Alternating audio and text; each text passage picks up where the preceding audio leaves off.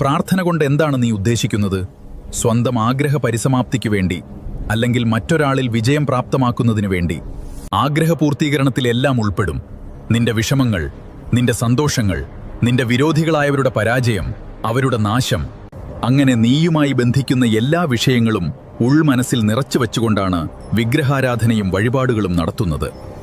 എന്നാൽ പ്രാർത്ഥന എന്നത് നിന്റെ ആഗ്രഹ പരിസമാപ്തിക്ക് വേണ്ടിയുള്ള ചാലകമല്ല, നിന്റെ മനസ്സിനെ ത്വരിതപ്പെടുത്തി കർമ്മനിരതമാക്കുന്നതിനു വേണ്ടിയുള്ളതാണ്.